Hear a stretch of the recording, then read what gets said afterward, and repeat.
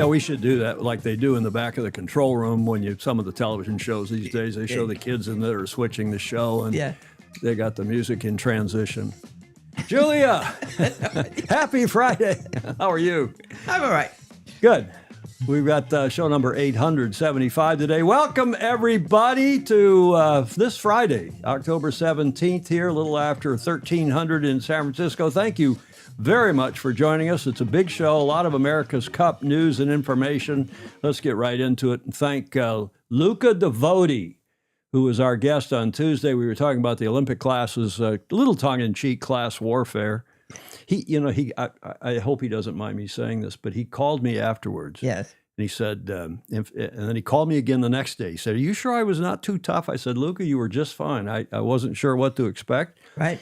You say what you mean and mean what you say, which is our theme here on Sailing Illustrated. Absolutely, and very refreshing. And refreshing indeed. Julia Vatican, of course, is my co-host.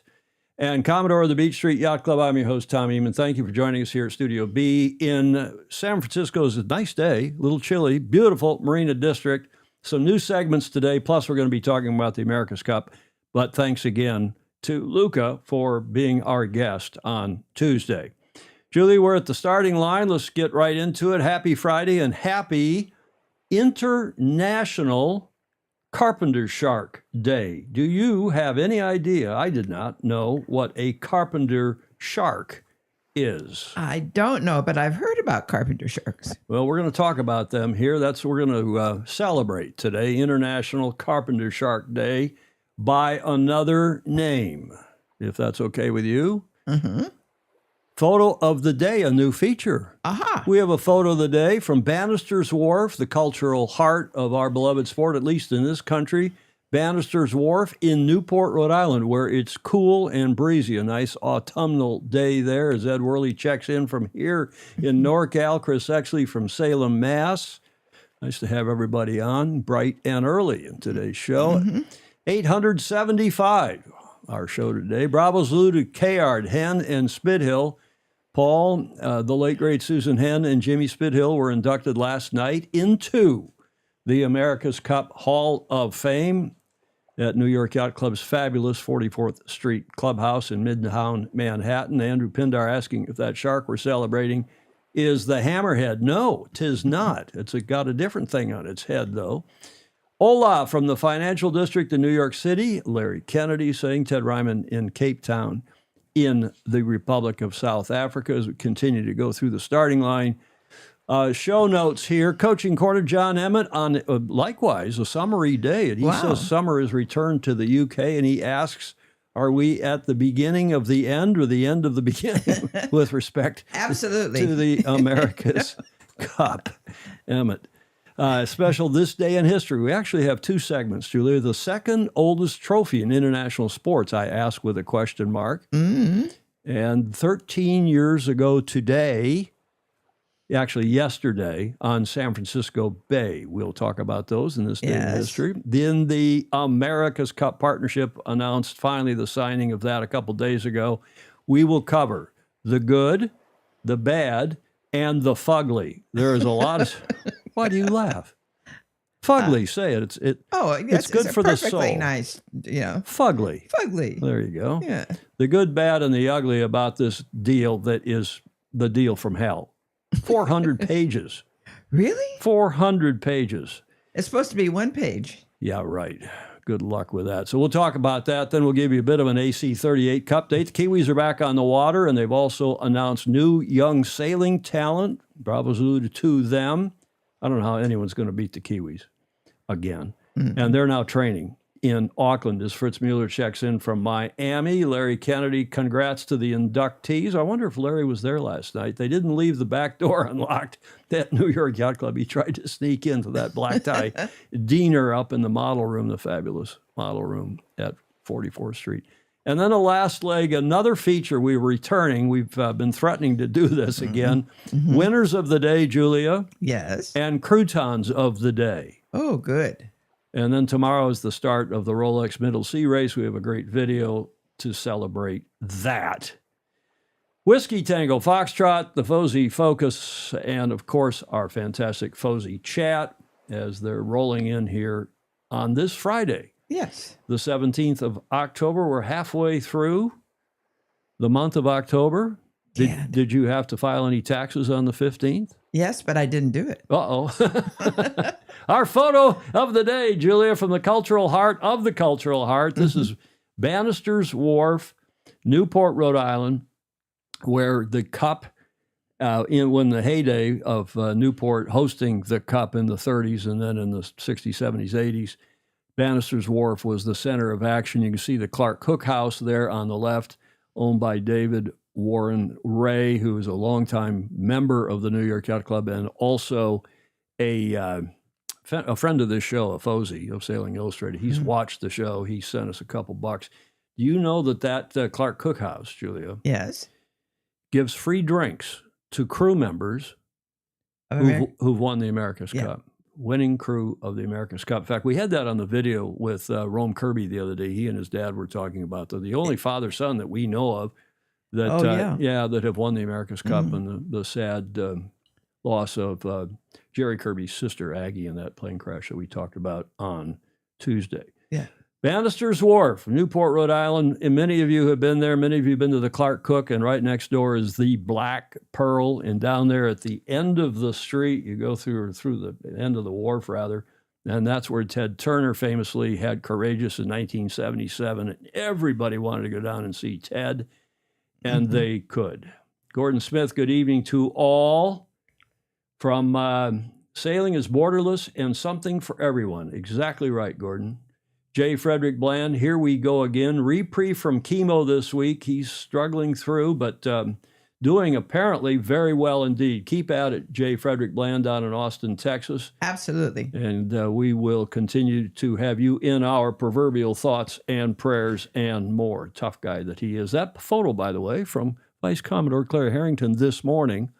She left 44th Street last night, drove back to her home in Greenwich, Connecticut, got up, drove to Newport, and is in a meeting, I suspect by now, with prospective Olympic sailors from our country.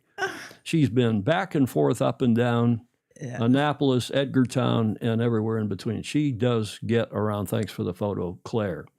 That's what we're going to celebrate in a moment, the induction of the class of 2025, Cayard, Henn, and Spithill. But first, Julia, what are we celebrating today? I would have never known until you told me.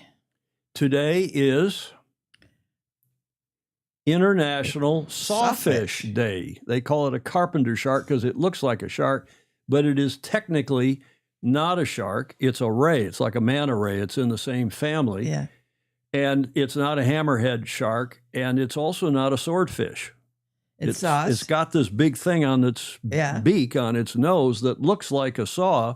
And you would think poorly of me if I did not have a video. Oh, I would. Here it is. Look at this amazing creature. It's called large-toothed sawfish. It's a big, flat fish with an incredibly long nose shaped like a saw. While its appearance might suggest a shark, it's actually more closely related to rays. It's a master hunter that can grow up to an impressive 7 meters long. It starts its life feasting on crustaceans like prawns, but as it matures, its diet shifts to fish. To capture its prey, the sawfish employs a deadly technique. It swings its head from side to side, using its saw, called rostrum, to stun and dismember its victims. Unlike many fish that rely on sight, the sawfish possesses a unique hunting advantage.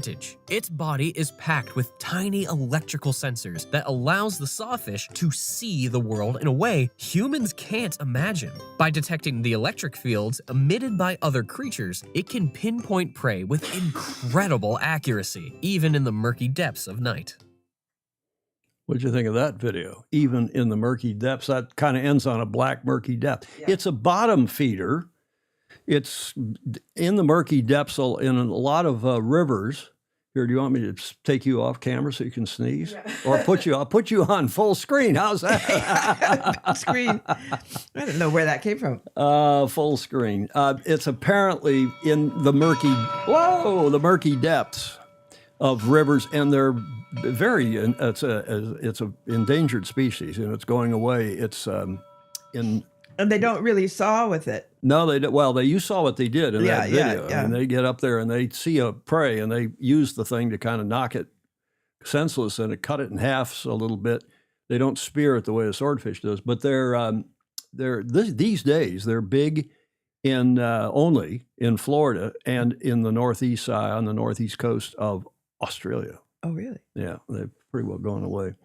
Merritt Palm Keffer, good afternoon. Just arrived back after attending the AC Hall of Fame dinner. The event was well done and the speeches from inductees were outstanding. Gary was, as always, a great MC. Thanks, Merritt. That's all reports I've gotten say the same. Denise Peterson, hello from Annapolis. Fitzmuller there. Yeah, he's talking about these carpenter. They're sawfish. They are here in Florida, highly protected and rare. Sadly, an unexplained die-off in recent years. Yeah, there were a lot of news reports about that. And they're trying to protect them in Australia as well. As Ken Sabin checks in from the western end of Lake Erie, Toledo, Ohio. He normally is anyway. Hey, guys and gals, just getting back from pulling boats out of the water till next year. Ken, take good care, and thanks for checking in with us. Yes. Let's get on to the Hall of Fame. Bravo Zulu to everyone involved. It was apparently a wonderful evening, nicely hosted by New York Yacht Club. No surprise. Cocktails down in the grill room, the big dinner up in the model room. I was trying to get there myself, but duty called here in California, and I couldn't get there. I apologize because I really loved that event. Had a lot of my friends, led by Andy Rose from the It's Okay team, were there, Julia. Yes, I know. And lots of other. It was sold out. It was a nice occasion. Yeah.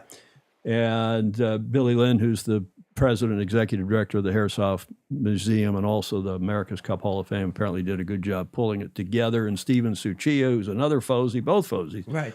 has been on this show. Stephen is the head of the selection committee and does a nice job as well. Back on our fish topic for a minute, Rick Bannero's saying that swordfish don't spear, nor do marlin, or the bill for these snouted fish and rays is used to stun and eviscerate. Oh. Eviscerate, Julia. Smaller fish. Yeah. Amazing. That was Bill Haynes. Hi, Tom. How do you still have power and internet in war-torn San Francisco? I know. Oh, they're going to send in the National Guard and sort things out here. Yeah, I know. Bravo Zulu to those of you that were there, and especially to the inductees at last night's America's Cup Hall of Fame induction dinner ceremony at New York Yacht Club's 44th Street. In the class of 2025, welcomes James Spithill, or the Hall of Fame welcomes the class of 2025, James Spithill, Paul Cayard, and Susan Henn.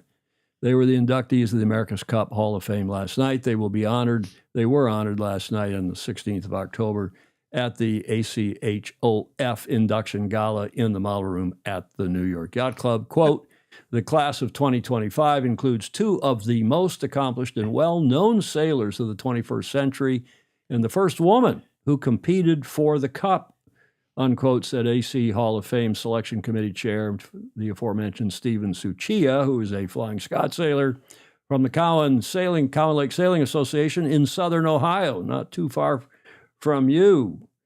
Ted, Ken, Sabin, we look forward to celebrating their accomplishments, and they did in great style last night.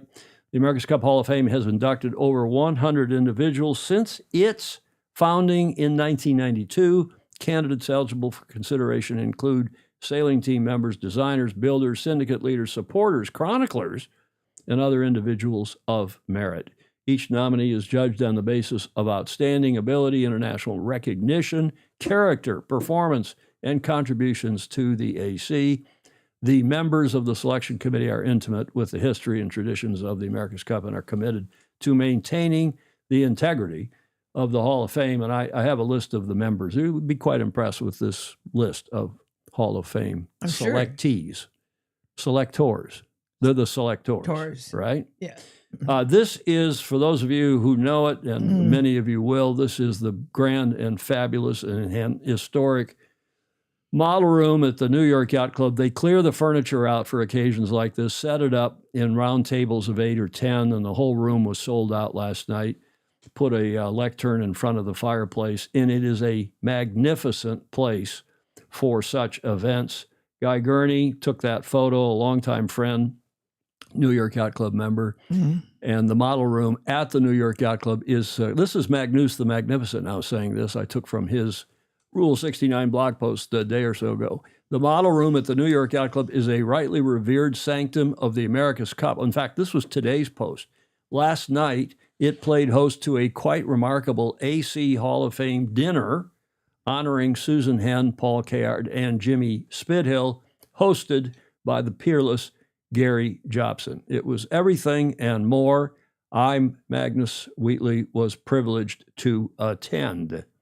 There, Julia, is one of your favorite sailors, Absolutely. along with Senor Botín these days. Mhm. Paul Cayard, Cayardini, born in 1959. I've been to war with him in the America's Cup on a couple of occasions, and he is a leader of men and women. And of course, you all know he just won the Star Worlds again for the second time at age 66. And bravo salute to him. I hope World Sailing, who I haven't seen their nominees, the women's nominees for Sailor of the Year, Rolex Sailor of the Year, had just come out from World Sailing, and I sure hope Paul is on that list when they release the list of male Yeah. nominees. Yeah. He ought to win it this year for that achievement. Paul was, they did it, I think, alphabetically last night, and Magnus says, but what did we actually celebrate in that fabulous model room? In essence, listening to the fine speeches given by the inductees, it was a lesson in seizing youthful opportunity when it presents itself. Nice. Paul Cayard noted the opportunity that was afforded to him by Julia, your friend, the late, great Tom Blackaller, Yes. and mine, first in the Star class and then on to offshore races and the America's Cup.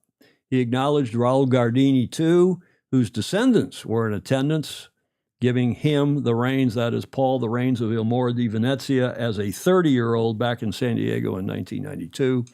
Something even the greatness of Cayard shuddered at the thought. But he took it, of course, and the rest is history. He lost in that thrilling America's Cup match to Bill Koch and the team representing San Diego Yacht Club. But that whole event in 92, as well as in 95, was a fabulous event in San Diego. And Cayard, of course, was driving for the Italians when they got into, they won the LVC and then got into the match. There is Paul at the lectern last night, at the podium in front of the fireplace, in the marvelous, magnificent model room at 44th Street. There you can see Gary Jobson sitting off to the side, who was the host last night, the MC, and that, I think that head, it's when you know people as long as I've known, so that's Tom Whidden, I'm pretty sure, from the back, or that may be Tom Schnackenberg too. It could be one or the other. I'm not quite sure now that I look at him. That photo courtesy of Christine Gribben, the esteemed Regatta Chair for Life of the Governor's Cup down at Balboa Yacht Club. Christine, thank you for sending through some of your photos that I don't know if they were approved or not. And Julia, literally just before we went to air, I picked up my phone and I got back here from hair and makeup 10 minutes before we punched the buttons and signed out. I got a nice text from Stephen Suchia, the selection committee chair and really the organizer, along with Billy Lynn. They're going to send us more photos, the official photos, which he had just received, and we'll have some more photos for Tuesday's show. So thank you, Stephen, for that. Cayard last night at the New York Yacht Club, apparently, apparently his acceptance speech was just fabulous. It was just over the moon. He was over the moon, as was Jimmy Spithill. A lot of his friends and family were there as well. This is a photo from the 2013 Cup here, I believe, in San Francisco. There's Larry Ellison on the lower right. Jimmy Spithill, who was born in 1979, whom I've known since the 2000 Cup when he sailed for Slippery Sid. You know who Slippery Sid is? Yeah. Sid Fisher of Australia. And he had that young Australia team, and they were called, I guess, the Young Australians. And they were all, Jimmy was 19. They were all kids. Yes. And they were a day late and more than $1 short. And I was seconded to them by, I was actually working for Cayard's team then, and also behind the scenes for Dennis. I was being shared by the two of them as a rules advisor. Mhm. And they said, go help. He had a problem. I can't remember the problem that they had, but he and Sid Fisher had some kind of a problem. And I was told to go over to their base and fix it. And I did. I went over, met Jimmy, and we've been good, Yeah. friends ever since. I was just thinking that he's from the Royal Prince Alfred, He is. and He is indeed. so and Cayard from St. Francis. So I'm in good company. Well, you are. Plus, you like all these cute young boys. I do. Cayard's not that young, but he's a horse. He's fit. And Jimmy, of course, is as well. Two of the fittest people in our sport. Mhm.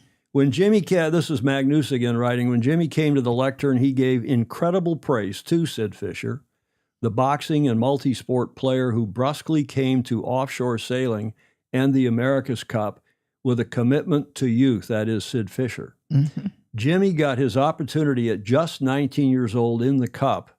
Again, that was in 2000, as I mentioned, and complemented it with the World Match Racing Tour, a combination that Magnus Wheatley, thinks is as relevant today as it was back then. Mhm. Magnus continues, he said, Jimmy also gave thanks to the likes of Craig McCaw. Remember Craig, who was the cell phone, the wireless mogul from Seattle Yacht Club, who ran a Cup campaign representing Seattle Yacht yeah. Club One World, in yeah. 2000. Is it 2000 or 2000? Must have been 2003, because Jimmy was with the Australians in 2000. Oh, yeah, there it is. Peter Gilmore for the One World campaign in 2002, 2003. Mhm. And then, of course, for the backing given by Patrizio Bertelli, the greatest benefactor in America's Cup history, Magnus asserts. And I don't think we'd disagree with that, would we, Julia? No, he's got all the patience of Job. And then some, and a big wallet. He's got a big pocketbook that has funded many teams now. Was this his Yes. 7th campaign?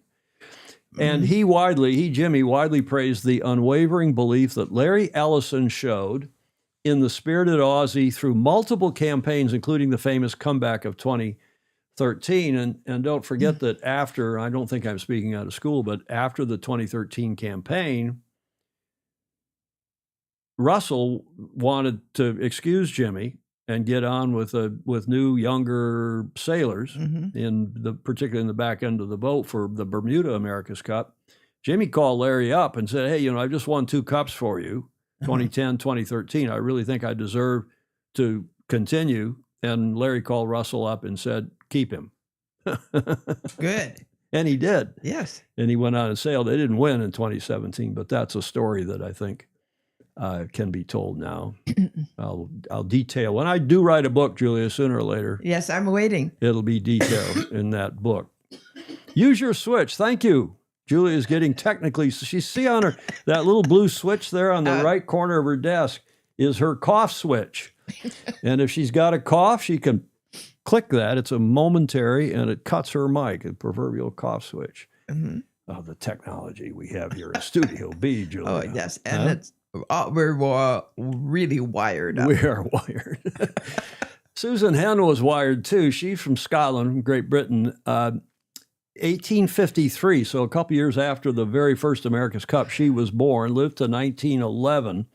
And she was the first woman really to helm a boat, and she was helping her husband, Lieutenant Henn, who was the challenger on Galatea in 1886. Magnus writes, furthermore, the story of Susan Henn, who trailblazed for women in the America's Cup, was one of inspiration, of smashing a perceived ceiling and proving that women could not only command a cup boat, but could also oversee the commissioning, building, logistics, and every facet of a campaign. She was quite an effective partner with her husband, taking effectively her and her husband's all-steel home, Galatea, to New York Harbor, along with a menagerie of animals. They were famous for all the animals they kept on board. Yeah.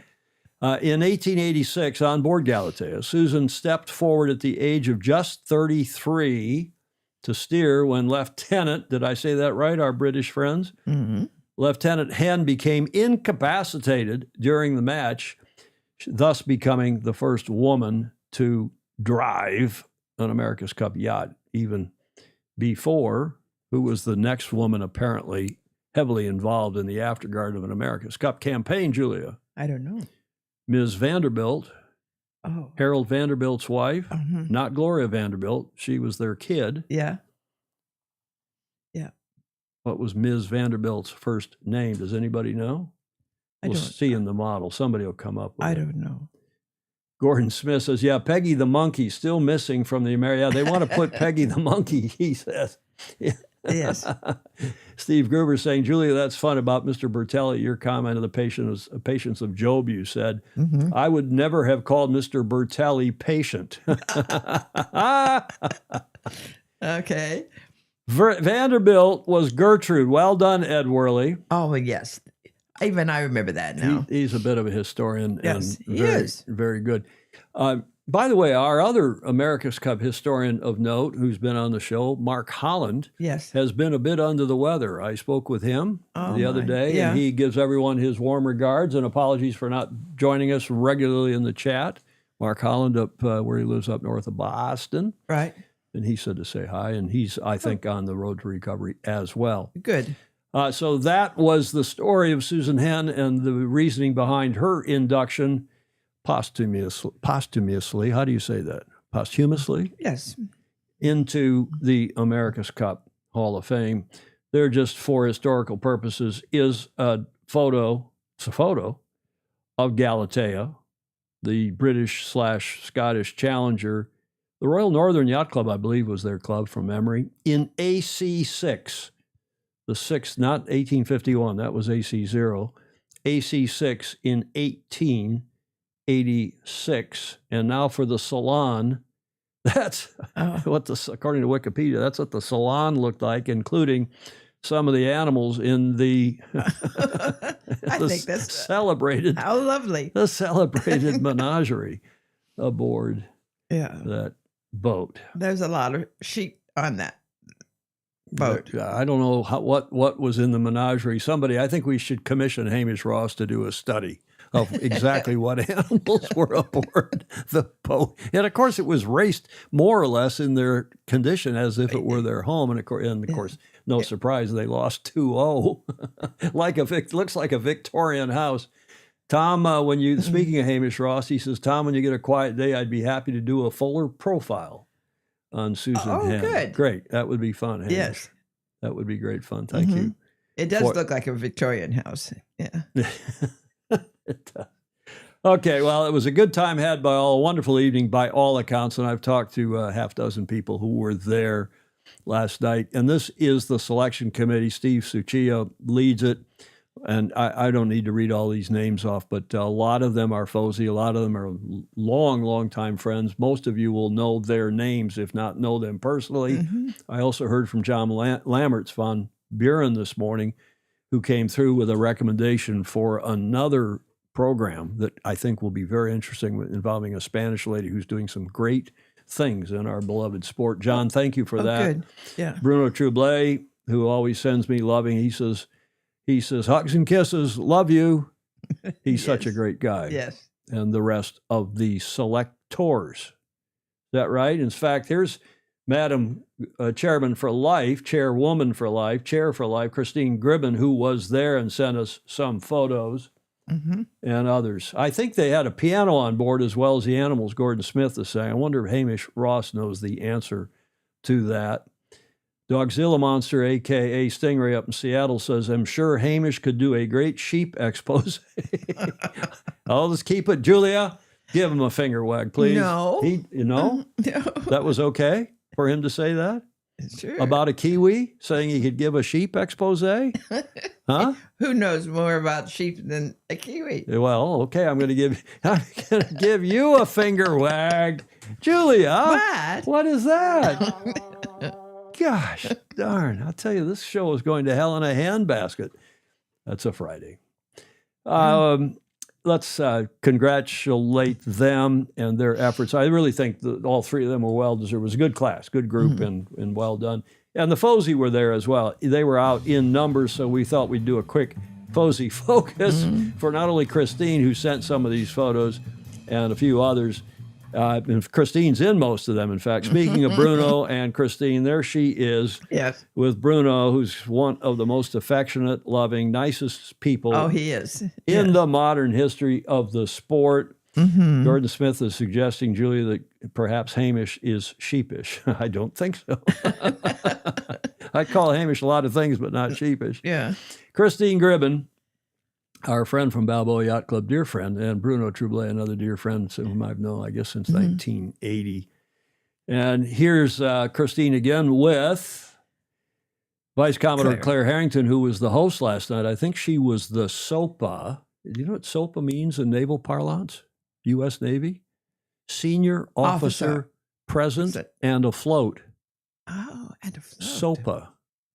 I think she was the SOPA last night, was the host. She had, if you look at one of these pictures, she had Russell at her table and Paul Cayard. So she was, and there's, of course, on the right, our another dear friend, Andy Rose, the Gov Cup guru, who's multiple winner of the Gov Cup and, of course, the Congressional Cup. And as you know, Julia, your dear friend, also a St. Francis member, as well as a New York Yacht Club member and Fort Worth Boat Club member. Yes. And Andy was the first American to sail for a foreigner, Yep. as a tactician for Alan Bond in 1977.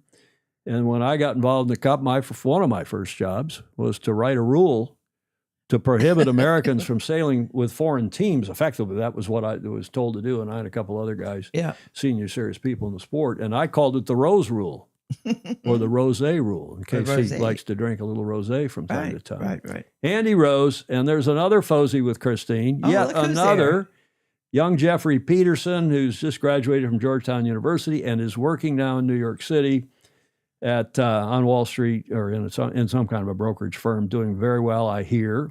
And he was there last night. Oh, good for him. Jeffrey Peterson, another Fozy, has been on this show I don't know how many times. Yeah. Now, this guy, you won't recognize him. Julie, I don't think. You'll maybe recognize the name Dr. Rob Bray, who is from Newport Beach, Balboa Yacht Club and beyond. And he is a neurosurgeon of considerable repute. He has fixed Jimmy Spithill's, I think, elbow. I'm not sure what else. I think he's fixed Jimmy multiple times. He's a neurosurgeon, an orthopedist. I mean, I know the name. And he's got something, spine and disc and spine down in Newport Beach. He's fixed Andy Rose's back. He's fixed, I don't know who else. Right. Tyler Wolk and other sailors. But he works on athletes particularly from the LA teams, the LA sports teams, Los Angeles, and is famously good at what he does as well as a sailor, and has been over the years a big supporter of the Governor's Cup. I was going to say, yeah. As well as Jimmy Spithill, as well as Jeffrey Peterson and some of the other young sailors. So it's nice to see Rob Bray was there last night. And that's the way that thing works. And you get friends and family of the inductees there in support of them. And it's a fabulous time. I'm glad to see a picture of him because I've never seen his picture before. Dr. Rob Bray, top guy. He was a hockey goalie at... Can't be all bad. Oh, yeah. He was a hockey goalie. We've traded a lot of hockey stories, about my age, a couple, 3 years younger than I, maybe. But he played hockey for one of the top college teams, Cornell, maybe? Maybe. Not my game. Oh, come on, Julia. Andrew Davola, Dolly. Hello, Dolly is saying that Dr. Bray also fixed Jimmy's brother, Tommy. I think he did also fix Tommy. I mean, if anybody needs, he's so busy, he's got a big practice, but anybody needs somebody to fix their joints or their back, he's the guy, at least in SoCal and beyond. People fly in from all over. Dr. Rob Bray. Okay, that was a few photos from last night. Bravo Zulu, again, to the inductees and to all involved. Let's push on here. We're about 35 minutes into today's show. Do you like the black background of the chat? I changed it. We used to have moving water behind the chat. Yeah. And I pulled it off and made it black to see if it was easier for people to read. I'm sure it's easier to read. But we shall see. John Emmett, the coaching corner with our super Fozy John Emmett, checking in from the UK on a summery day. Summer has returned. Wow. Hi, Tom, Julia, and all the Fozy. Look, it's still summer here in the UK, perhaps not for much longer. I'm not going to get Tom started on the change of the daylight hours, but there's a pretty good chance you might hear some lawn mower movement in the background. But yeah, not a lot I can do about that. I think today's going to be quite a short coaching corner because there's just so much more to come. Because in terms of the America's Cup, it's really hard to say whether this is the end of the beginning or the beginning of the end in terms of getting everything sorted. One thing I expect a lot of news and analysis coming over the next few days, really from people who know, well, a lot more about this stuff than me. My viewpoint has always been pretty simple, like the more sailing, the better, and the more inclusion, the better. And even if we disagree, it's really, really good to talk about things. So drop us a comment whether you agree or disagree. For me, the more regattas and stuff associated with America's Cup, the better, because what I really want to focus on is that time on the water and that driving engagement. And obviously the lawyers would do very well. I think I probably joked a few months ago about 2025 being the year of the lawyer, but obviously we need to get these programs in place. So I think Sailing Illustrators is a wonderful thing of encouraging discussion, and we all have different views. You know, I sort of accept that sailing has to evolve a little bit, but I'm very scared about having huge revolutions, so you just have everything decided on one race and too much jeopardy. But at the same time, I understand that sailing is an incredibly traditional sport, and a lot of people are keen to just remember that and to keep those guiding principles. And I just think we're really lucky that there's something out there for everyone. And let's face it, in terms of drama, I mean, sailing, we've got the most natural drama out there anyway, because we've got weather conditions completely beyond our control. So do just give us a comment and share this video. And also I'm doing a whole host of reels, just trying to bake things down onto bite-sized content. So if you agree with me, and perhaps especially if you disagree with me, drop us a comment and let's have these really, really healthy discussions. And that's it. So fast, so safe. See you soon. Reels, which is Facebook's version of short. You got TikToks and you've got short videos on Instagram and other things. Our show now shows up on Facebook as a reel. Oh, does it? Even though it's 2 hours long.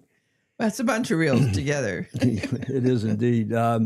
Hamish, yes, I grew up with sheep. Had some pets as each country school had lamb and calf days, but now the sheep run the Royal New Zealand Yacht Squadron. Uh-oh. We'll talk about that.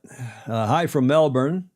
Gordon Smith, if this is the first time someone sees John in a vlog, they might think he is really tall. Wonderful, John Emmett. Yeah, look at the quality. His videos and audio continues to improve. He does a great job, and he is indeed, as Stingray said, outstanding. In his field. John Emmett.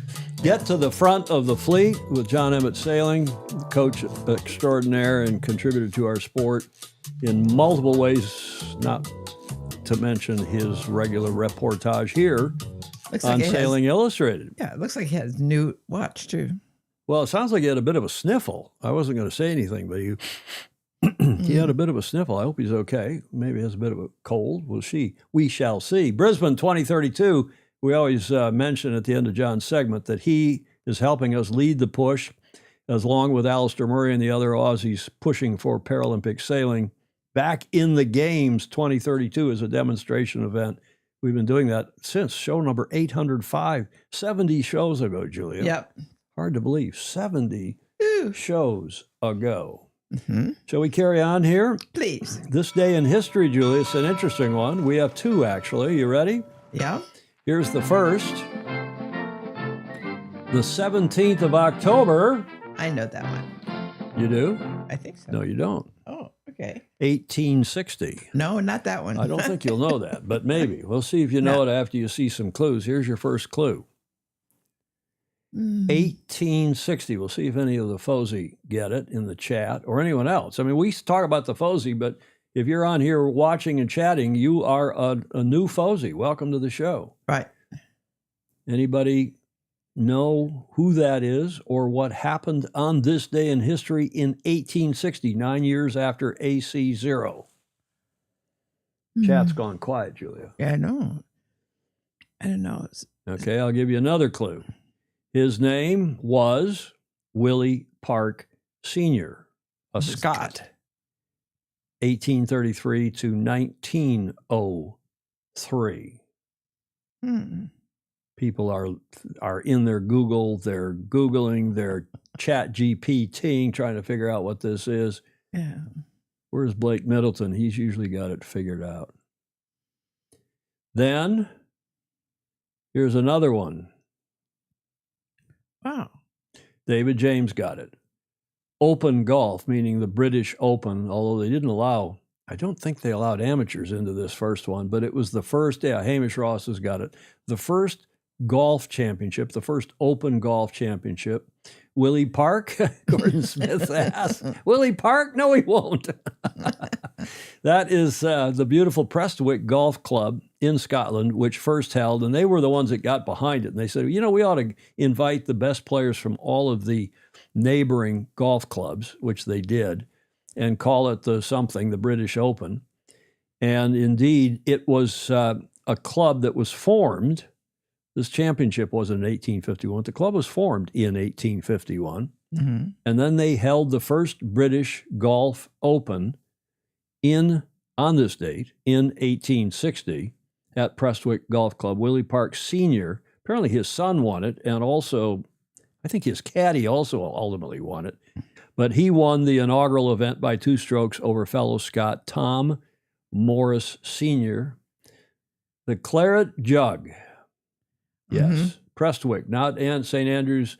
Andrew Pindar, he loves Andrew. I think he loves the name Andrew. Andrew Pindar. I'm teasing.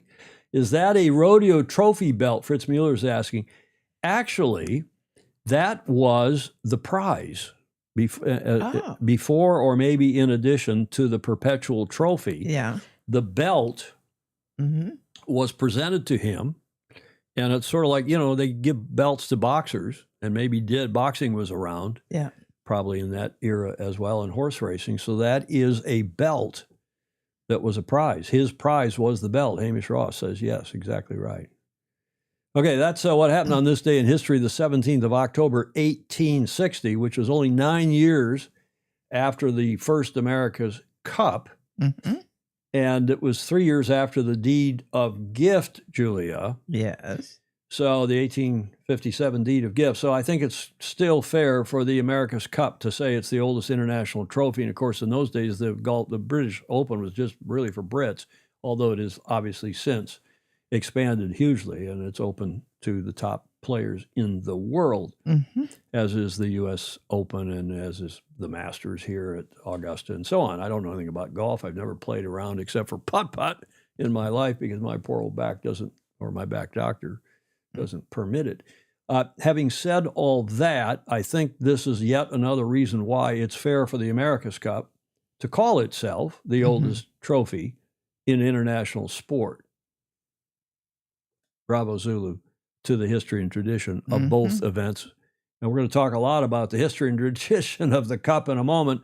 So there is usually some method to my always to my madness here when we're talking about what happened on this day in history. Rick Bannerow has done some research. Thank you, Rick. The belt was replaced in 1873 with the Claret Jug. Okay, interesting. Mm-hmm. You never know what you're going to learn here on Sailing Illustrated. I love it. And Chris Fury is back and forth with Mary Messy. Welcome, Mary. I don't remember your name in the past, but welcome to you. Thank you for joining us. What else happened on this day in history, Julia? Actually, yesterday. It happened on the 16th of October. Oh. See that? You got a hint there on your monitor. 16th of October, 2012, 13 years ago yesterday. David James has got it. Bravo Zulu. Oracle capsized. Tenders didn't have enough torque to tow her back against the current and needed to use a big single screw tug in the dark. Oh. Indeed. That's what happened. Oracle Team USA capsized in San Francisco Bay. They were doing a barroway, and there was a lot of current. That was 13 years ago yesterday. Here is the video from some gentleman who I guess was over it's a long, long ways away. That's Fort Mason there in the background. And I don't know if this person was over in Sausalito or on a boat or what, but there is the film of augering in, going down the mine, as some of you will call it, and the capsize of the AC-72 in October of 2012, less than a year before the America's Cup. And this was a huge setback. I, of course, was with that team. And Russell and I were in New York in a law office when we heard about this. Yeah. And we both went, uh-oh, this is not correct. No.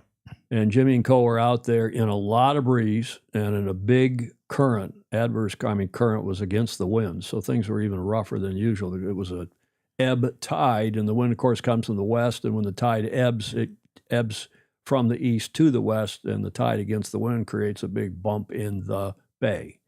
Oracle Team USA, this is a press release from that day. The team's AC-72 racing yacht capsized during training at approximately 3 p.m. on the 16th of October. All crew and Oracle team members are safe. It was the boat's 8th day on the water since the launch in August. Wow. Tactician Tom Slingsby, one of Vice Commodore Harrington's favorite people, said of the capsize, quote, "We called for a bear away as we were out training. The winds were blowing about 25 knots and there was a strong ebb current at the time. We started the bear away, and as the boat accelerated, it pitch poled." And Julia, here is the team video from the day. Ooh.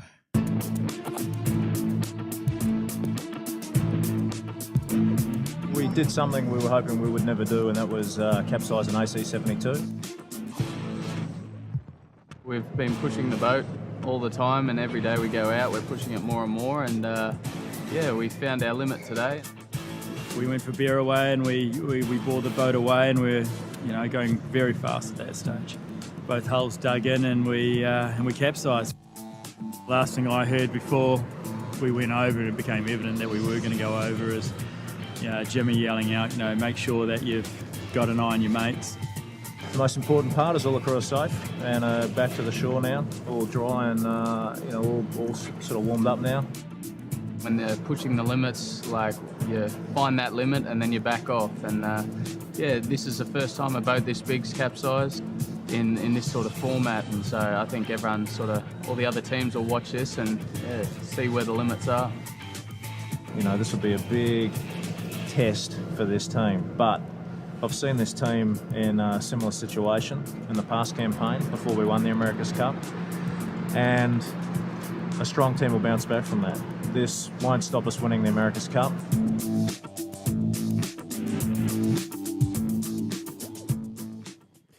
And now Jimmy's in the Hall of Fame. Yes. How time flies. Yes. 13 years, right? 2012, 13 years ago, yesterday, the 16th of October. It seems like a long time ago or yesterday. That was a tough day, Don Lunabos, right? Ed Worley, the boat self-destructed. They were lucky to save the components they did, indeed. Indeed. Dolly DeVola is making a point that I was going to make when we get to the ACP, the America's Cup Partnership. The difference is they still play golf with the same rules, unlike the oldest trophy. Nice, subtle point, Dolly. Yes, indeed.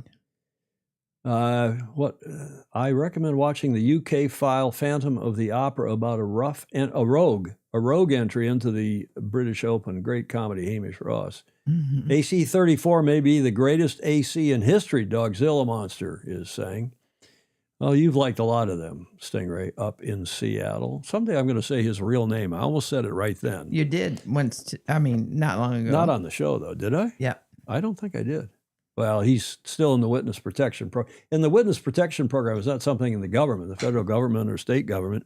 He's in the witness program for Sailing Anarchy because he's so well known in the forums as Stingray, and he's well known for some of his pithier reflections and comments, which I will probably be known for as well, especially after this next segment about the historic moment in global sailing as new America's Cup partnership agreement is reached. This is the press release from the America's Cup, the 38th edition thereof, from 2 days ago. In a landmark moment for the sport of sailing, the press release says, the America's Cup, sport's oldest international trophy, having been contested since 1851, need another comma there, by the way, has entered a new era of mutual governance. Look at the words they've chose, not mutual consent, No. mutual governance. Yes.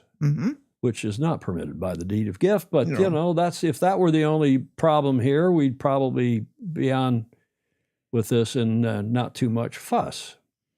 Joe Holtzman says, oh boy, I can't wait. Well, we're going to tell you the good, bad, and the ugly. Here's the good. This is the press release from the America's Cup extolling the virtues of this new agreement signed a couple days ago. By the way, they signed it in New York. They all flew to New York to sign it. Yes. Not at the New York Yacht Club. Uh-huh. Not at the New York Yacht Club, Julia. In a law office. Yes.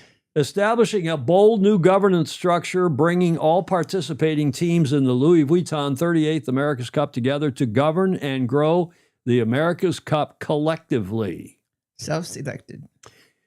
The America's Cup partnership has reached the next significant milestone of the agreement, kickstarting the new era of the oldest trophy in international sport. Kickstarting.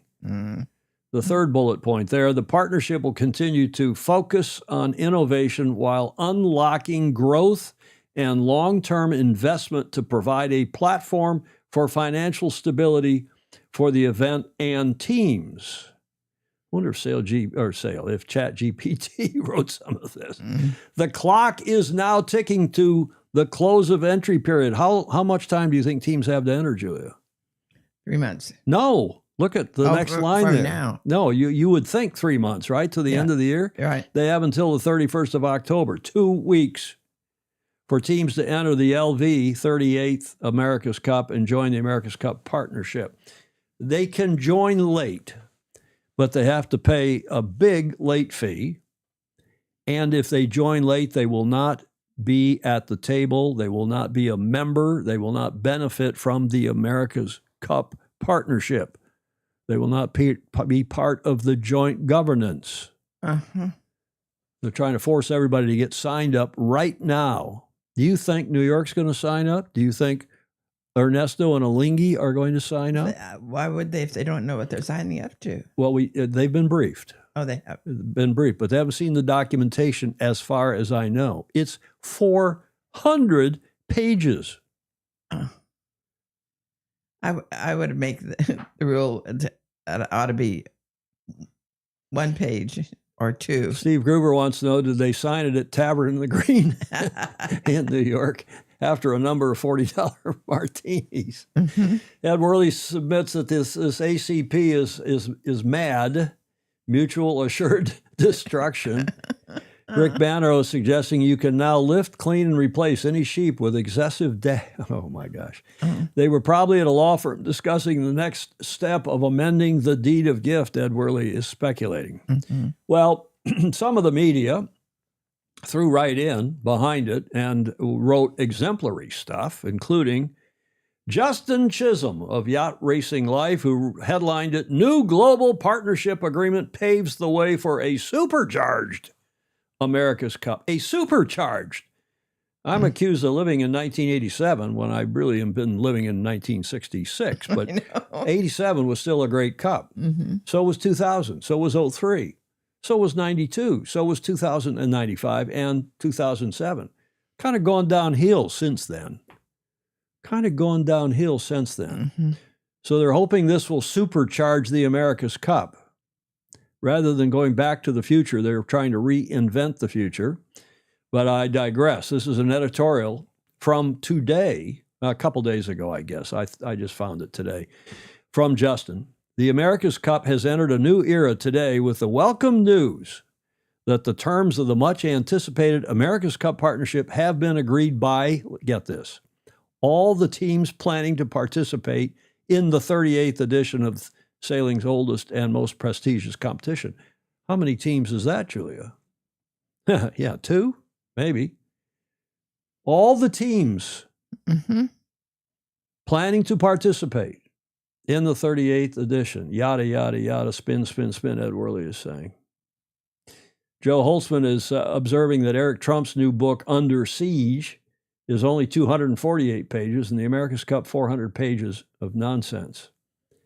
There was a time when a handshake sealed everything. Mm-hmm.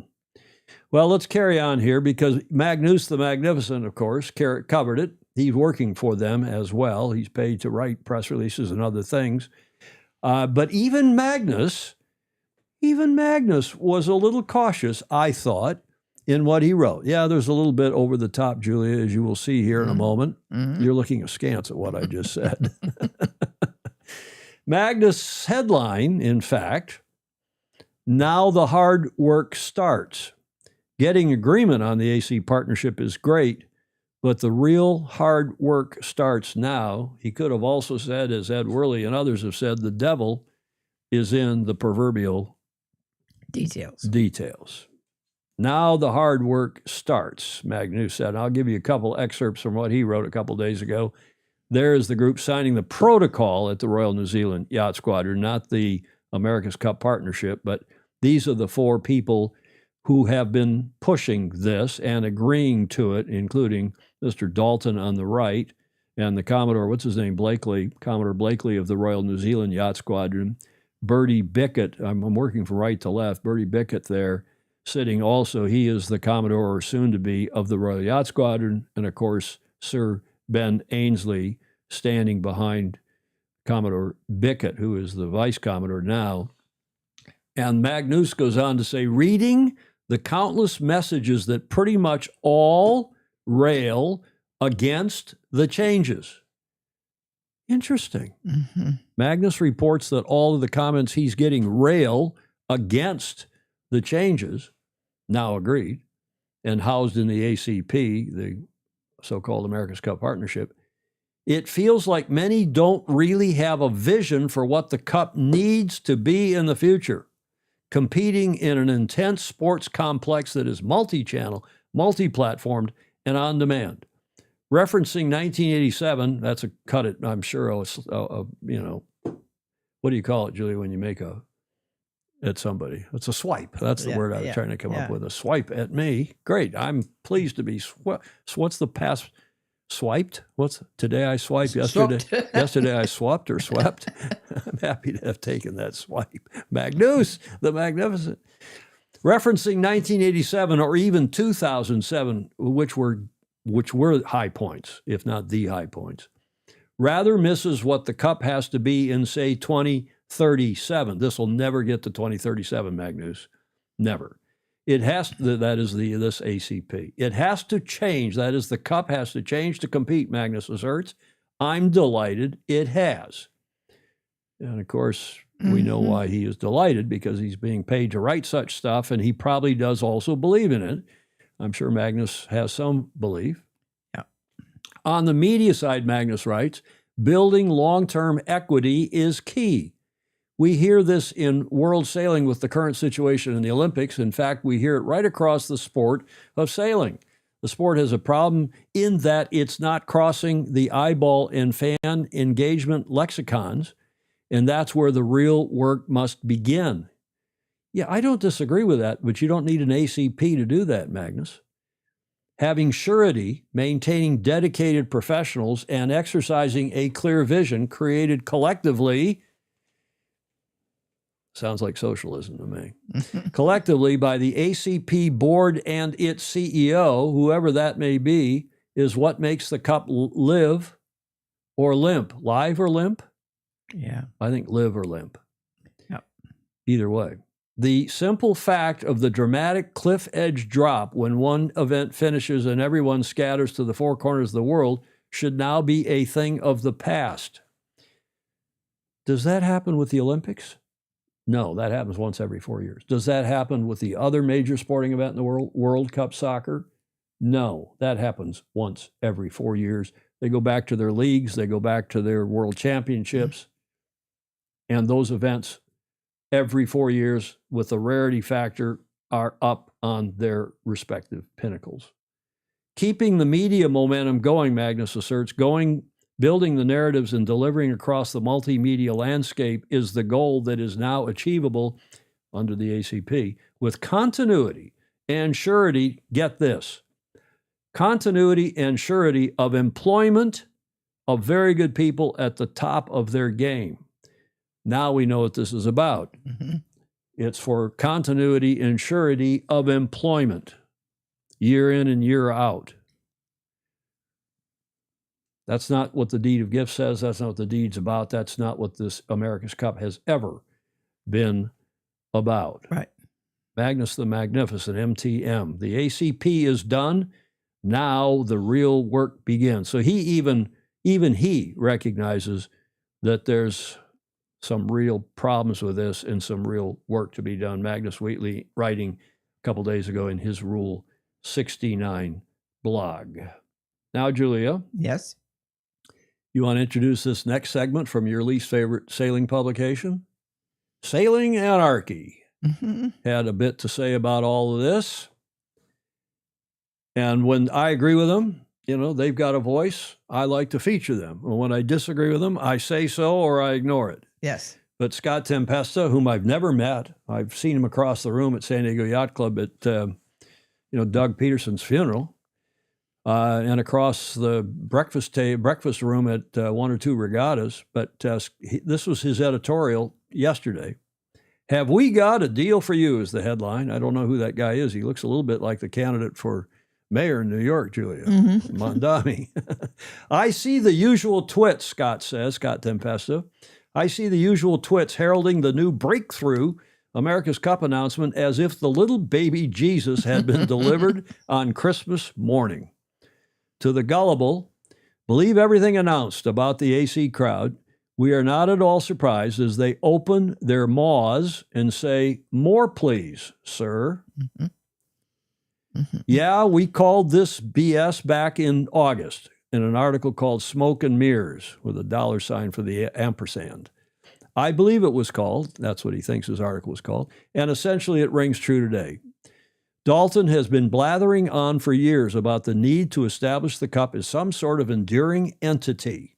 What he really means is that he wants to have a guaranteed high-income role of some kind for at least another decade. Bernie Ecclestone, maybe? Mm-hmm. There's a fundamental weakness in the whole partnership scheme. It pretends that the AC is a fixed, tangible property that can be owned and traded. It is not. It is only the format for a yachting competition as described in the deed of gift. Mm-hmm. The other issue turns on the problems of joint or co-ownership. This is why 400 pages of madness trying to deal with these and tax issues and so on. Do the commercial benefits extend only to the current defender and challengers? In what proportion? On what basis? Well, they've tried to spell that out, or so one hears. I haven't seen the document. Mm. And what happens when a team drops out? Can they cash in their share? Do new teams have to buy their way in? Mm-hmm. He goes on to say, that is Scott Tempesta. By the way, the claim in the media release that this is the first time there's been a partnership agreement between the participants is nonsense. As far back as 1987, there were agreements to share the TV revenues, and that is true. Mm-hmm.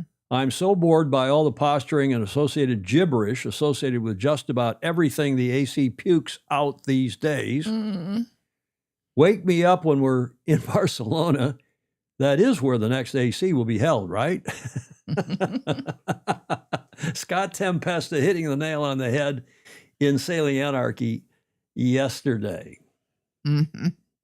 Now, there's another publication, website. Well, the website's not active, but there's a television show called Sailing Illustrated that has weighed in. Oh, have they? Yes, they have weighed in, Julia, and I Oh. thought you'd be interested to hear Very. what they had to say. Yes.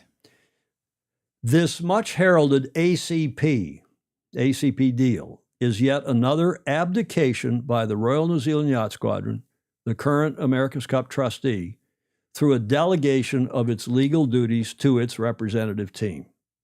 Such delegation is clearly prohibited by the deed and New York law. Mhm. I've been saying that Yes. for months, if not years. However, this time, Royal New Zealand Yacht Squadron is adding co-conspirators, other teams, namely the representative teams of the Challenger of Record and any challenger who cares to sign up. Co-conspirators.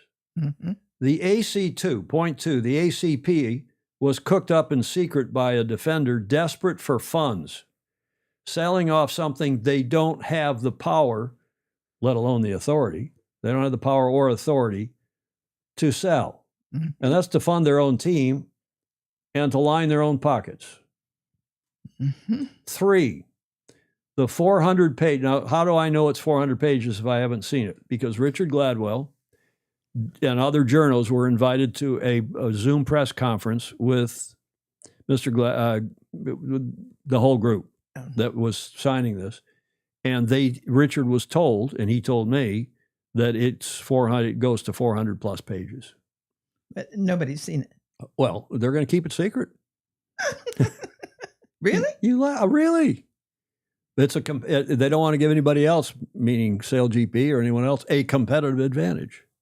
It's commercially sensitive information, are some of the words that have been used.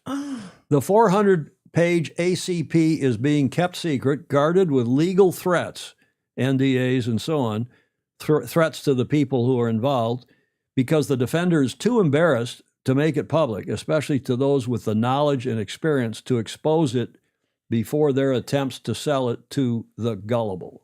At least if they can keep it secret for a while. I have a little bit of a bet with Hamish Ross and with Richard Gladwell to see who gets it first. One of us will get it. Yeah. One of us will get our hands on it. And then, of course, we'll expose it right here on this show. Point 4, moreover, the ACP is a clear and gross violation of the deed of gift, which states, quote, it is, I went back, I reread the deed the other day. I just, from start to, it's not very long. It's elegant. It's, a couple, 3 pages. Right. Even in today's typing, it's just not a big deal. And it's very clean and elegant in its simplicity and its brevity. Yes. Quote, it is distinctly understood from the deed of gift that the cup is to be the property of the club subject to the provisions of this deed, and not the property of the owner or owners of any vessel winning a match, unquote. That's a direct quote out of the deed of gift. Mm-hmm. By its own press statements, I assert, ACP will be owned by and operated for the benefit of the owners of the vessels, the teams. ACP is a partnership of teams. It's not permitted by the deed. It's not permitted under New York law. It's a different game. It's a different game. I wrap this up by saying now is the time for all good men and women to come to the aid of their party, meaning the political party, but in this case, to come to the aid of our beloved sport. It's high time for the former trustees, New York Yacht Club, Royal Perth Yacht Club, San Diego Yacht Club, Société Nautique de Genève, and Golden Gate Yacht Club to take a clear stand in opposition to this AC madness that Mr. Dalton is attempting to foist upon the sailing world. It would be hilarious if this were not so sad for our beloved sport. That is the editorial comment, and I rarely write things down, as you know, Julia, and read them out, but I feel so strongly about this that I thought I should not do that off the cuff. Mm-hmm. What are the comments? Tax attorneys have to make a living too, David James. I guarantee that this will be disclosed if it goes to court. Clay Embley, I think this is called flim flam. Wow, Ed Worley says, Sailing Anarchy, they have said that the Emperor has no clothes. How true. Mm-hmm. Alan Long said, I thought Tempesta sold essay. He did, but he also has an agreement to continue to operate it on some basis for some. I've never talked to him. I don't know him, but that's what I'm told. Gordon Smith, I'm with Magnus Wheatley on this topic. I have also no problem with continuity, building a franchise with a Concord agreement that provides a lot of interesting possibilities for Sailsport and the AC. If there is a sound basis for a legal challenge, then I suggest people make that challenge. I do too. I agree. The problem is for some of those wanting into and tried to form it for themselves, so they'll jump on board, Bill Wingrove says. Fritz Mueller, I don't think we will see an AC event happening anytime soon. Ted Ryman is calling us whistleblower illustrated, Julia. What's your thought? You want to comment here, Julia? I think that they're trying to force it into something that it wasn't meant to be. And looking at the success or non-success of the people who've been doing it. Exactly. I think it's sad. I think it's hilarious. If it were not so sad for the sport, I would say it was just hilarious. Julia, I am not a big believer. In fact, I am an absolute stickler that instead of just bitching and moaning, one should have a suggestion, an alternative, another plan. Yes. On Tuesday's show, I will present the Sailing Illustrated, or I'll see if you agree with it first, Julia, TFE's 5-point plan to resuscitate the Cup. How to get from where we are today without doing the ACP, but to do some of the stuff that the ACP contemplates beneficially for the sport. I will present that on Tuesday's show.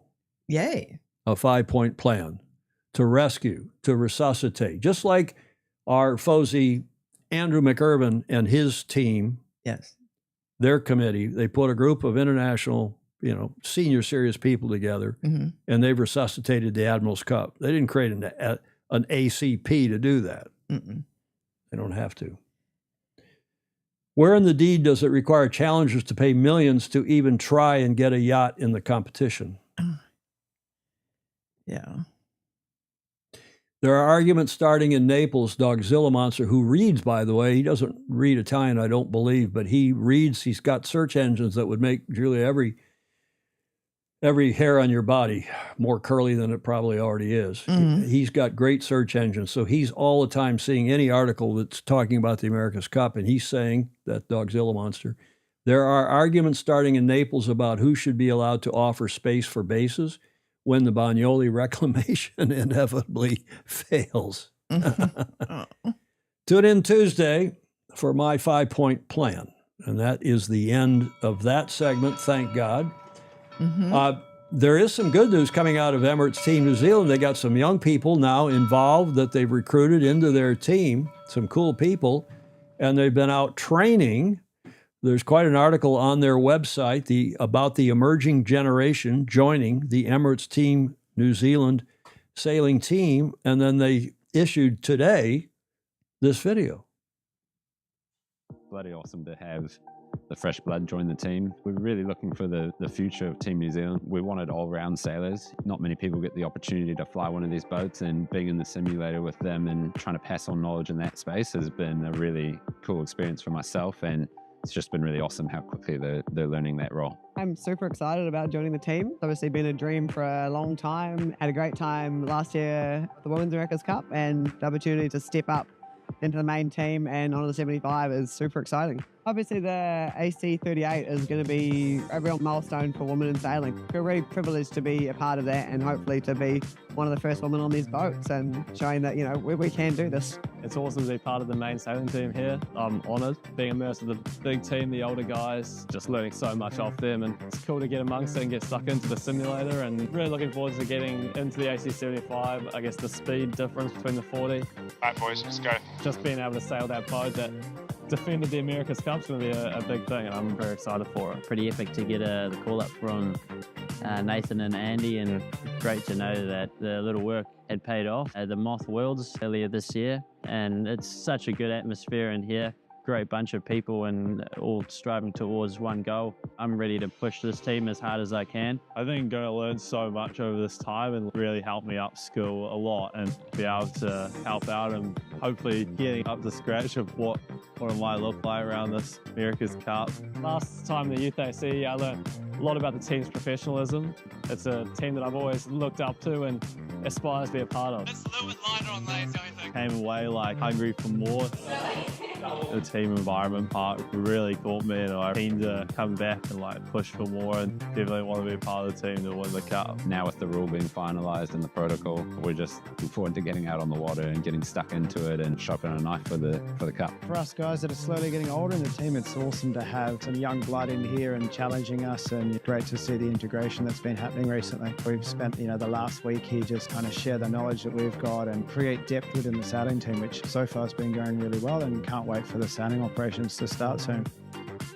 Nice video. It is. They're way ahead of everybody else, Yes. with the possible exception of the Italians, who've been doing a little bit of sailing. Not quite sure what's going on down there, as they have been fairly closed, Mm-hmm. keeping their cards close to their chest. But, you get Jake Pye. He's been kind of Russell Coots' kid, Matthias Cooks. Got Coots, his big competition, at least in New Zealand, Oh, yeah. in the moth class. We featured him here before, and he's Oh. now on this team. They got good young people. You can see how enthusiastic they are, how fired up they are. Yeah. Fresh blood, great stuff. And that video from Emirates Team New Zealand this morning is, how good they are, how good they're going to be. Yes. And of course, Mr. Dalton's trying to fund it by using all these other assets which do not belong to the team collectively. I just drives me crazy. Artemis says they will again have a team for the Youth America's Cup and the Women's America's Cup, but not the Cup. They are focused on Sail GP instead. That's Dogzilla Monster. Now we have another video, because they've actually been out sailing now, Team New Zealand, in their AC40s. And Richard Gladwell not only captured some of that sailing, even though they were trying to keep him away from it, apparently, because they got some stuff they're testing they don't want other people to see. Right. And he also had an interview here with some of the sailors. Have a look.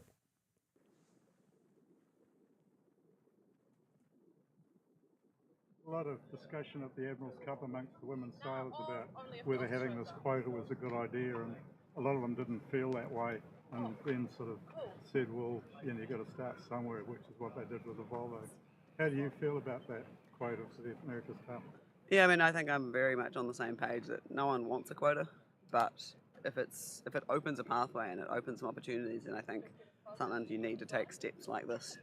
And I think this has a lot of potential for the future, and we'll see where it goes. But I think the Volvo Ocean Race was the first one to do the quota, and there was a lot of grumbling at the time.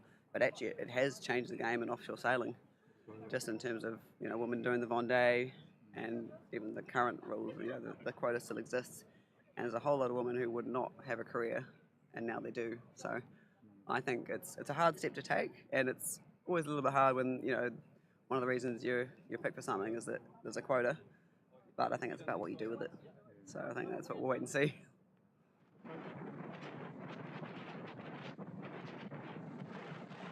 So what discussions have there been about your role on the boat? Because we've sort of got 5 sailors on the boat now, and no cyclists.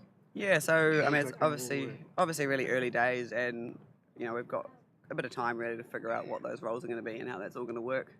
So very much a work in progress. I mean, for me, just a huge amount to learn. I've got a few years of knowledge to catch up on, so get onto that first, and we'll figure out the details later.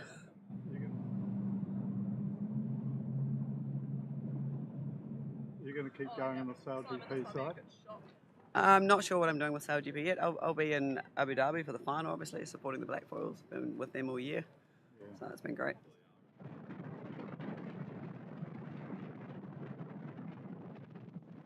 Do you see the sort of testing side of it as being a significant part of your role? Yeah, I guess that's what's really exciting about the America's Cup, is that the technology and the development is something that's pretty new for me. Obviously sailed the AC40 last time, but that was a one design. So really looking forward to just getting stuck into learning about the development and the technology, and see how we make the boat go faster, because it's going to be what it's about at the end.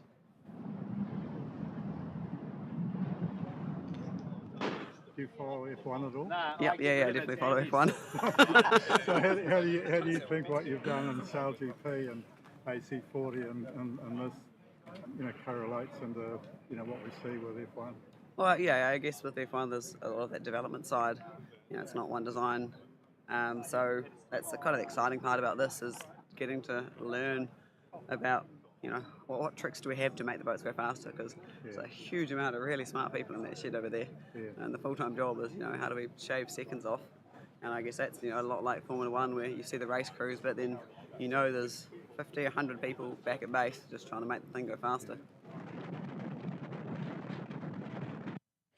Nice video by Richard Gladwell. And you saw the other media, the RNZ, Radio New Zealand was there, and the others letting Richard ask the question since he's knowledgeable. Yeah.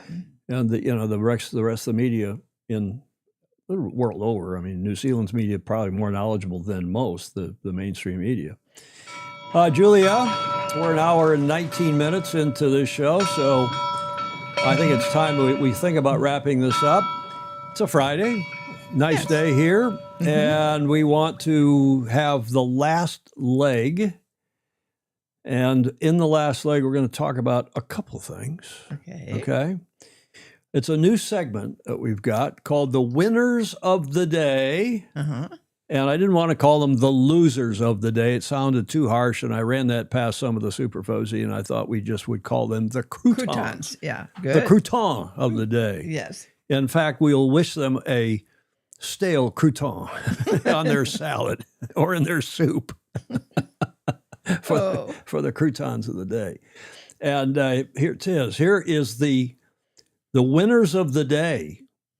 Because of this ACP, and my never so humble opinion, but my opinion, Julia, these guys are going to make out from this big time, because SailGP, which is going from strength to strength, is going to continue as this ACP thing falls apart or marks time, or it results in less participation, even less participation in the America's Cup because of this 400-page silly ass agreement. Join up in 2 weeks' time and you find your. Does Ben even have a boat? He doesn't know if he's even got access to a boat or to the IP from the last campaign. I'm sure he's working on it. He says he does. You just heard Artemis is not going to get involved. They're going to try to do the youth and women's America's Cups, which frankly are just distractions. That's not the America's Cup.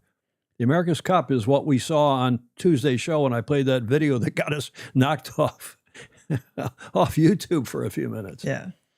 SailGP is sailing circles around TNZ and Mr. Dalton, and good for them. And that's why I make Russell and Larry the winners of the day. They have got to be laughing their proverbial heinies off over this attempt at making the America's Cup into SailGP, which I continue to say is crazy.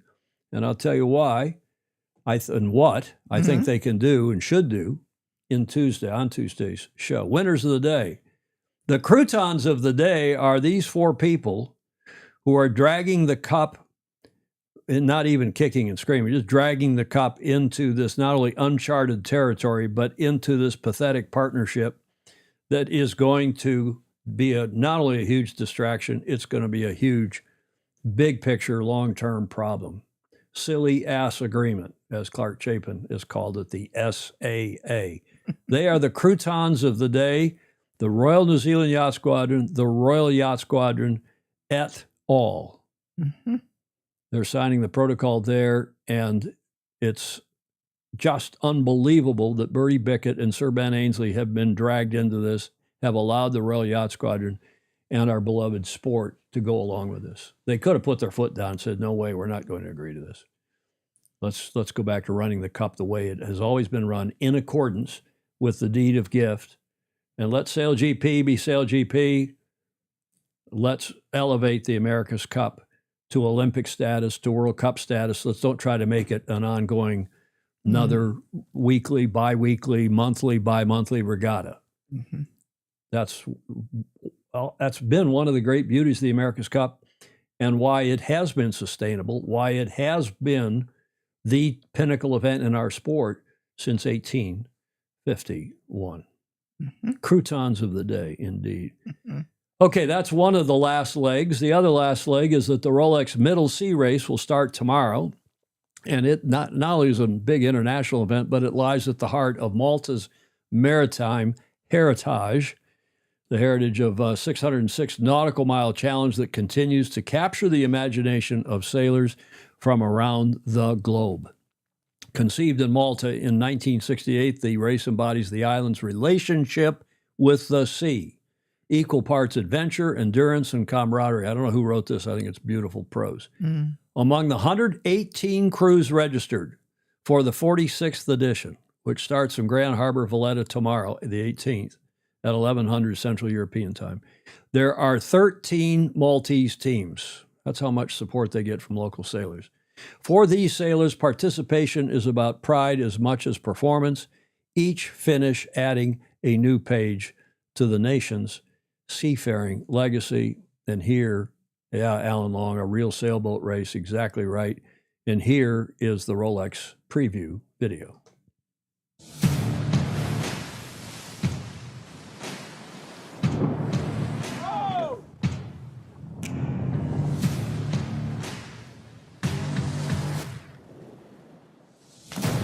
The Rolex Middle Sea Race is an offshore challenge like no other.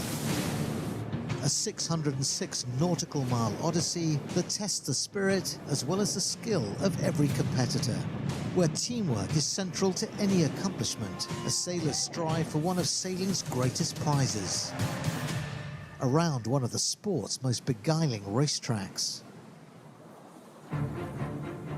First held in 1968, Rolex has partnered both the race and its organizer, Royal Malta Yacht Club, since 2002. The circular route, starting from the Maltese capital Valletta, passes through the Strait of Messina, around Stromboli to Favignana in western Sicily, before taking in the islands of Pantelleria and Lampedusa, before returning to Malta. The geography is exceptional, from Grand Harbour, the two active volcanoes of Etna and Stromboli, the rugged beauty of the Aeolian and Egadi Islands, and the isolated outposts of Pantelleria and Lampedusa. There is close connection with nature throughout, with spellbinding scenery. Each edition reinforces the race's reputation as one of the most technically demanding and tactically rich offshore contests in the world, with conditions that can transition from benign to ferocious in the blink of an eye. The rewards for completing the course are both tangible and uplifting. This year's exceptional fleet includes recent winners, proven contenders, and historic competitors. The 46th edition of the Rolex Middle Sea Race commences on Saturday, October 18th. Don't you want to go sail in that? Yes. Love to be there. Yes. And, Fritz, they make the point in other things that it's much more interesting than a lot of the other 600-mile races, because you're not going on a straight line. You're the going geography, exactly. Yeah. It's very complicated. No, it is. It's a navigator's race par excellence. It's the fantastic sailing school in Malia is fuel to Malta's sailing spirit. Mm-hmm. And what else? Jody Shields. Hello, Jody. Are you just getting out of bed on your Saturday morning? He's usually up at the crack of dawn. It's 8:30 there now. Mm-hmm. It comes down to what is relevant in the modern society we live in today. To capture and keep people's attention, you have to be consistent and engaging. Unfortunately, the AC is a casualty of its own doing. No one wants to watch something that only comes around every 4 years. I disagree, Jody. If the America's Cup is spectacular, like the Olympics, like the World Cup soccer, both of which only come around every 4 years, the America's Cup in rarity factor will contribute to people wanting to watch it. Here we go again, sort of thing.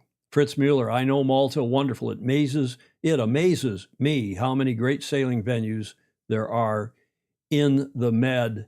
Andrew, I'll call you, Andrew Pindar, and talk about the agreement that 5 of the 6 teams signed in Bermuda. And of course, that agreement was not signed. That accord was not signed, interestingly, by Emirates Team New Zealand. Now they're trying to get all the other teams to sign a similar accord, although the Bermuda Accord had nothing like this one.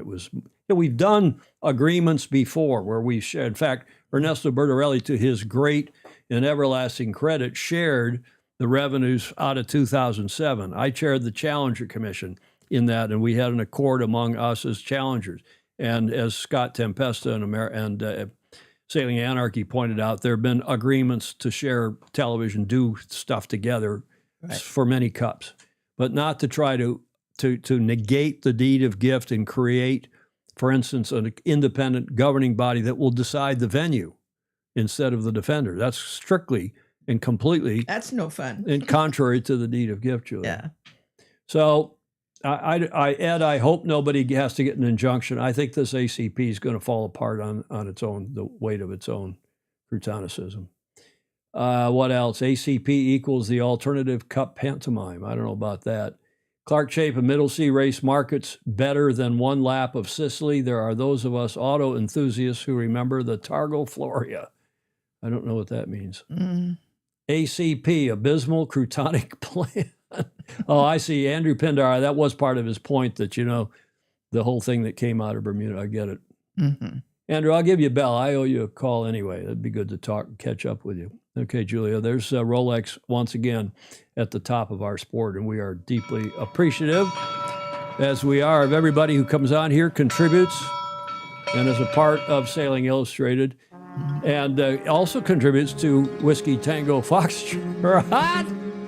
Yes. You know what? I thought about putting the winners of the week and the croutons of the week in Whiskey Tango Foxtrot, but it's more serious than that. I don't want to make fun of it, I think. Yeah. This I is agree. just for fun here at the end of the show, right? Right. Right? Right. Okay, so here we go. We have just two of these today.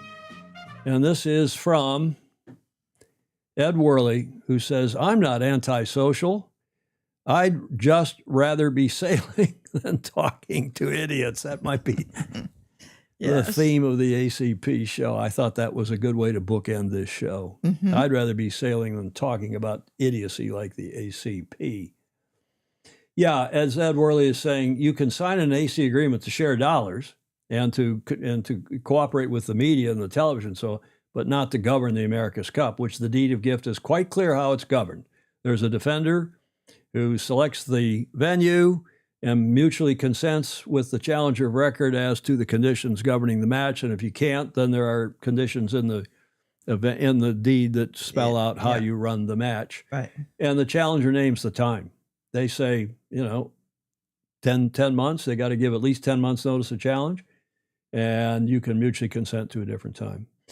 Alan Long is asking if I have seen Dennis Connor's vid on his 6-meter experience at Sewanaka Corinthian Yacht Club. Yes, I watched it last night, and let's just say it wasn't that much fun to watch. Andrew Pindar is just back from Italy. Glad to report that there is AC excitement in the air. Well, no doubt, Italy will be a great place to hold the cup. I don't doubt that for a minute. Fritz Mueller in Miami, time to go. It's time for all of us to go. Thank you to Ed Worley for that little bit. And finally, we'd like to think all the smartest people sail. We'll see. We'll see, Julia, if all the smartest people sail. Not from Lake Middleton, of course, which therefore gets us to the scow finish line. And Julia, at this point, you always like to say. Yes, this is a wonderful opportunity to like and follow and share our program. Indeed.